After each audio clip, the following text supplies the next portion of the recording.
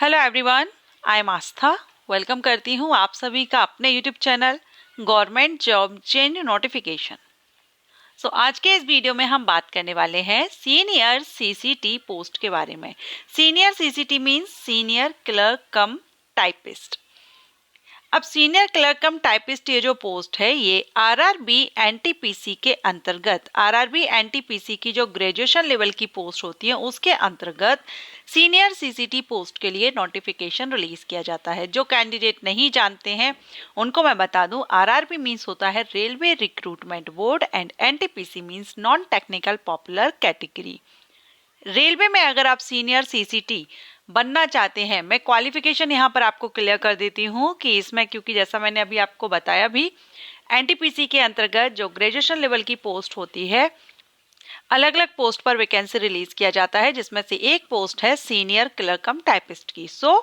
Graduate candidate इस post के लिए एलिजिबल होते हैं। तो सीनियर सीसीटी ग्रेजुएट कैंडिडेट के लिए है, आप मेल हैं फीमेल हैं, सभी कैंडिडेट, पीडब्ल्यूडी कैंडिडेट भी यहाँ पर एलिजिबल होते हैं, अप्लाई कर सकते हैं। ओके, इस पोस्ट से रिलेटेड हम देखेंगे। सबसे पहले तो हम जॉब प्रोफाइल यानी वर्क देखेंगे, उसके बाद ड्यूटी आपकी क्या रहती है, शिफ्ट क्या रहती है, क्या डे और नाइट दोनों शिफ्ट रहती हैं या ओनली डे टाइम ड्यूटी रहती है, सैलरी देखेंगे एंड पोस्टिंग आपकी कहाँ कहाँ रहती है। इसके अलावा आपका सिलेक्शन प्रोसीजर, एलिजिबिलिटी कंसर्न्स, सारा सब कुछ हम इस वीडियो में क्लियर करने वाले हैं सीनियर सीसीटी से रिलेटेड। अगर आप इंटरेस्टेड हैं वीडियो में बने रहिएगा, कंप्लीट देखिएगा और लास्ट तक जब आप वीडियो कंप्लीट देख लेते हैं और आपको लगता है कि ये वीडियो आपके लिए हेल्पफुल है तो लाइक एंड शेयर कीजिएगा। अदर किसी पोस्ट के बारे में आप इंफॉर्मेशन चाहते हैं आप मुझे कमेंट कर सकते हैं। तो चलिए स्टार्ट करते हैं और सबसे पहले हम देखेंगे जॉब प्रोफाइल।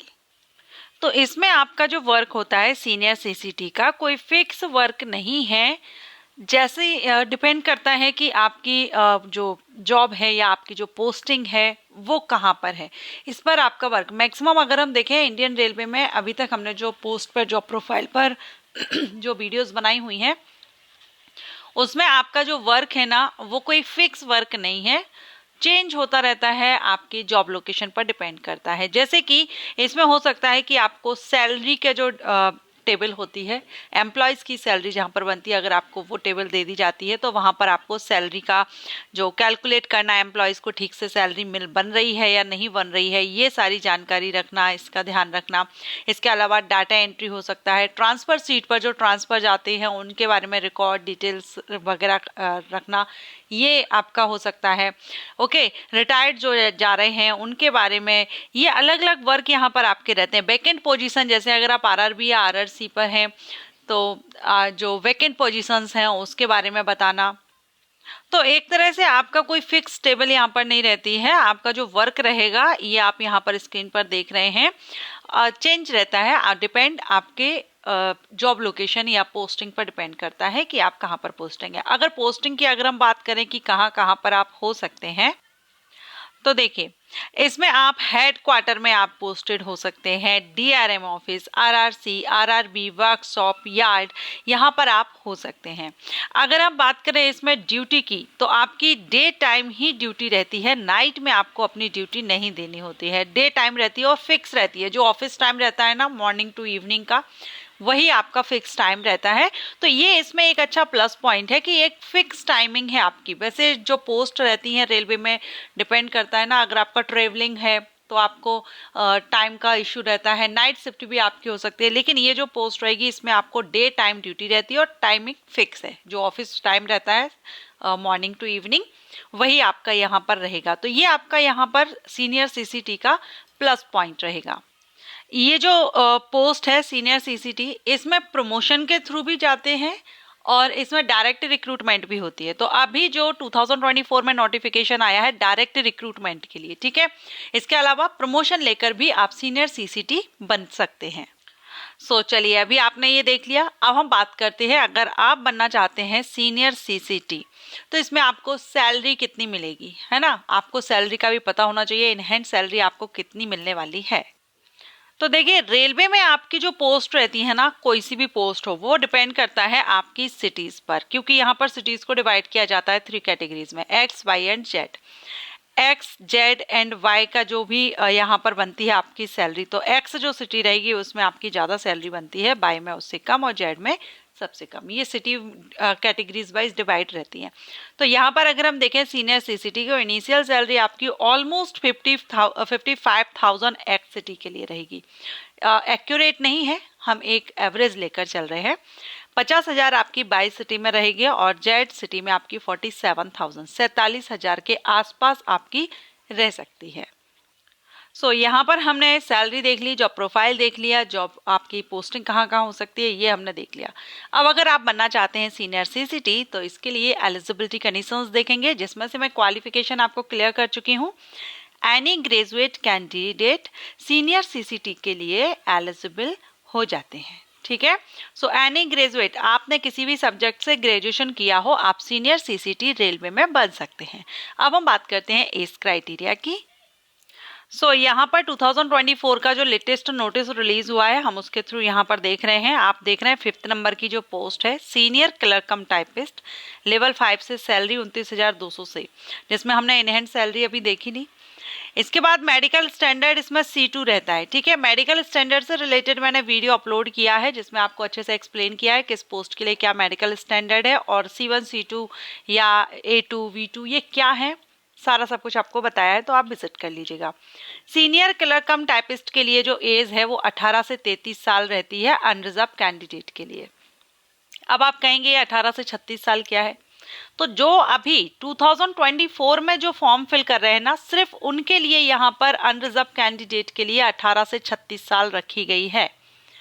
ओके, इसमें 18 से 36 साल अनरिजर्व कैंडिडेट के लिए है, क्योंकि 2024 में अभी एज रिलैक्सेशन सभी कैटेगरीज के कैंडिडेट को 3-3 साल का दिया गया है कोविड-19 के कारण। यहाँ पर आप ये नोट भी देख सकते हैं, इन्होंने मेंशन किया हुआ है।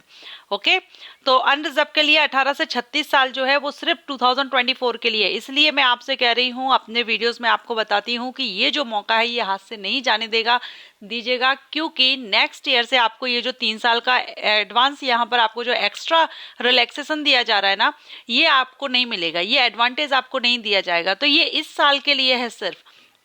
अगर आपने ग्रेजुएशन किया है तो अप्लाई जरूर कर लीजिएगा। एक बार आप ये मत सोचिए कि होगा नहीं होगा, कोई मैटर नहीं करता, क्योंकि इसमें जो आप फीस भी पे करेंगे ना वो भी आपके CVT 1 के बाद में आपको रिफंड कर दी जाएगी। ठीक है, तो आप अगर ग्रेजुएशन कर लिए हैं तो इस पोस्ट के लिए RRB NTPC का फॉर्म फिल कर दीजिए। ये मौका बहुत अच्छा है। नेक्स्ट ईयर अब जब भी फ्यूचर में वैकेंसीज आएंगी तो आपकी जो एज है अनरिजर्व के लिए 18 से 33 ही मानी जाएगी।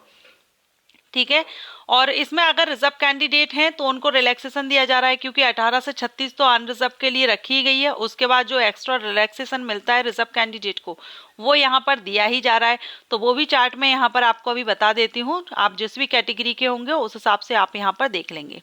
तो देखिए यहाँ पर आप देख रहे हैं OBC NCL को 3 साल का रिलैक्सेशन है, मीन्स 39 तक आप इसमें अप्लाई कर सकते हैं 2024 में, और वैसे इन फ्यूचर जब वैकेंसी आएंगी तो आप 36 साल तक अप्लाई कर पाएंगे। ठीक है, तो इस हिसाब से आप यहाँ पर अपना पूरा देख लीजिएगा आप जिस कैटेगरी से बिलोंग करते हैं।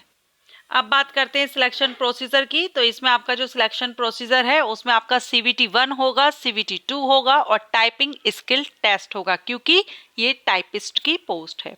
तो CVT 1 आप देख रहे हैं कंप्यूटर बेस्ड टेस्ट होगा एंड इसमें आपका 90 मिनट की टाइमिंग दी जाएगी। जनरल अवेयरनेस से 40 क्वेश्चन, मैथमेटिक्स से 30 question, general intelligence and reasoning से 30 क्वेश्चन, टोटल 100 क्वेश्चन 100 मार्क्स के रहेंगे।